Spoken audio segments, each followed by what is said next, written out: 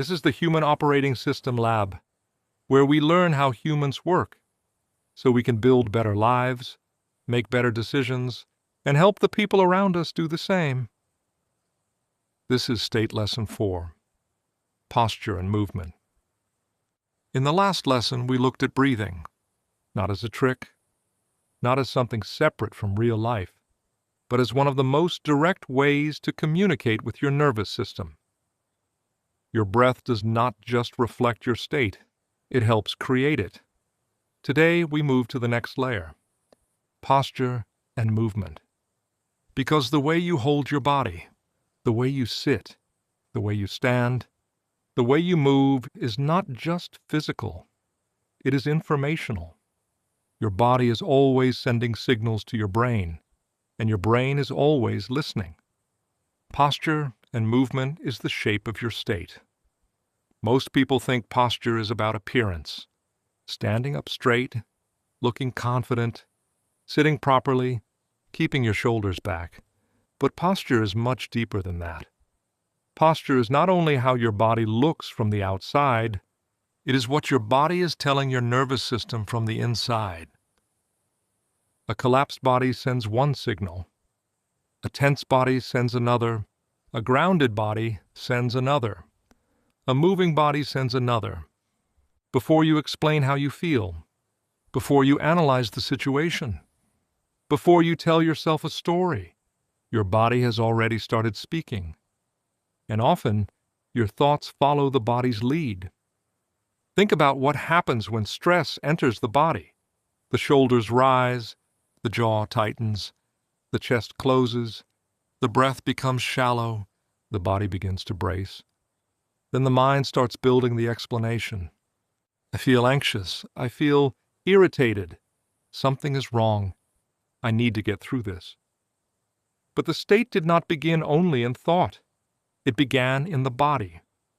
Your posture changed. Your breathing changed. Your movement changed. Then your mind joined the pattern. This is one of the most important ideas in this series. Your mind is not separate from your body. Your mind is shaped by your body, moment by moment. This is why thinking alone does not always work. You can tell yourself, I am fine. But if your body is tight, your breathing is restricted, your shoulders are lifted, your jaw is clenched, and your posture is preparing for threat, your nervous system receives a stronger message. The words say safety. The body says danger, and the body often wins. That is not weakness. That is biology. The nervous system trusts the body because the body is close to the environment. The body feels pressure, balance, tension, movement, support. So when you change the body, you change the input. You give the system new information. This does not mean you fake confidence. It does not mean you stand like a superhero. It does not mean you force yourself into a performance. That is not the point. The point is to remove unnecessary signals of threat, collapse, or helplessness. Not performance, regulation, not pretending, recalibrating. You are giving your nervous system a cleaner signal. There are 3 simple signals to pay attention to: space, grounding, and movement. First, space. When the body collapses, the breath has less room. The chest closes, the ribs tighten, the neck and jaw often take over, the body moves inward. This can happen during stress, but it can also happen by habit, over a phone, over a laptop, in a car, at a desk, inside your own thoughts. A little more space in the body can create a little more space in the mind. Second, grounding. Your feet matter. Your balance matters. Your contact with the chair matters. When the body feels unstable, the mind often becomes more active, more scattered, more reactive. But when the body feels supported, the nervous system receives a different message. I am here. I am grounded. I can respond. Third, movement. A frozen body can create a frozen state. When stress builds, people often stop moving naturally. They lock the shoulders, lock the jaw, lock the hands, lock the breath, but even small movement can interrupt the pattern. A slow walk, a shoulder roll, opening the hands, turning the head, standing up. Movement tells the nervous system, I am not trapped, I can shift. I have options. And options change state. Here is the tool for this lesson. It is called Reset the Frame. You can do it in less than 30 seconds. First, notice your posture. Do not fix it yet. Just notice. Where is your head? Where are your shoulders? Is your chest open or closed? Is your jaw tight? Are your feet connected to the ground? Are you holding your breath? Second, create space. Let the spine lengthen slightly. Let the shoulders soften. Let the chest have room. Let the breath move. Do not force it. Do not perform it. Just create room. Third, ground. Feel your feet. Feel the chair if you're sitting. Feel your weight. Let your body know where it is. Fourth, move. Roll the shoulders once. Open the hands. Turn the head slowly. Stand up. Take a few steps. Something small. Something intentional. Something that tells the body, I can shift. Then take one slower breath. That is the reset. Notice. Create space to ground. Move. Breathe. You are not trying to become someone else.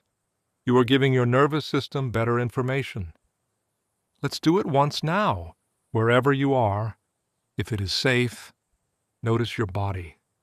Notice your head, your shoulders, your chest, your hands, your feet. Now let the spine lengthen slightly. Let the shoulders soften. Create a little more room for the breath. Feel the ground beneath you. Now make one small movement. Roll the shoulders. Open the hands, or turn the head gently from one side to the other. Now take one slow breath, and let the exhale be easy. That is it. Small shift. Different signal, different state. The point is not that posture solves everything. It does not. But posture can change your access to yourself. Movement can interrupt a pattern. Grounding can create steadiness. Space can make room for breath. And sometimes that is enough to change what happens next. State does not usually change all at once. It changes through small levers. Breath, posture, movement, attention, language, environment. Each lever gives you another point of access. And the more access points you have, the less trapped you are inside whatever state arrives first. So here is your assignment for this lesson. 3 times today, reset the frame. Once before you begin a task. Once before you respond to someone. And once when you notice stress building. Ask yourself, what is my body telling my brain right now? Then create space. Ground, move, breathe. Not perfect posture, not fake confidence, not performance. A cleaner signal, a steadier body, a more available mind. In the next lesson, we will look at attention, because once the body begins to settle, you can start to work with where the mind goes. Where your attention goes, your state tends to follow. But for today, remember this. Your body is not just carrying your state.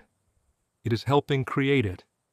Change the shape, and you change the signal. Change the signal, and you begin to change the state. I'll see you in the next lesson.